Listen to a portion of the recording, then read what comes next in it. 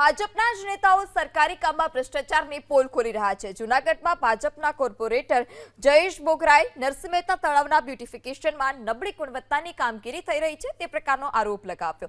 દિવાલના કામમાં હલકી ગુણવત્તાની ટાઇલ્સનો ઉપયોગ કરાયાનો તેમણે દાવો કર્યો છે।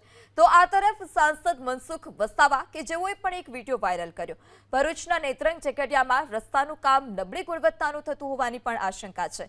મનસુખ વસાવાએ સ્થળ પર જઈ તપાસ કરી કોન્ટ્રાક્ટરની ઝાટકણી કાઢી ઇજનેરને તપાસ માટેની સૂચના આપી છે। વડોદરામાં પણ આ જ પ્રકારની ઘટના કે જ્યાં વિશ્વામિત્રી પ્રોજેક્ટને લઈ કોર્પોરેટર આશીષ જોશીએ સવાલ ઉઠાવ્યા। આશીષ જોશી પણ ભાજપ સાથે જોડાયેલા હતા, જોકે થોડા દિવસ પહેલા પાર્ટીએ તેમને સસ્પેન્ડ કર્યા। સુરતમાં પણ ભાજપના કોર્પોરેટર કુનાલ સેલરે તાપી નદીમાં પ્રદૂષણની પોલ ખોલી છે। ડ્રોન સર્વેલન્સમાં તાપી નદીના 3 કિલોમીટર વિસ્તારમાં એક દારૂની પટ્ટી, 3 કેમિકલના આઉટલેટ અને એક ગેરકાયદે તબેલો પણ જોવા મળ્યો હતો। આ તમામ પ્રવૃત્તિઓ નદીમાં સીધા જ ઝેરી પદાર્થો છોડે છે, જેથી નદીનું પાણી અત્યંત દૂષિત થઈ રહ્યું છે।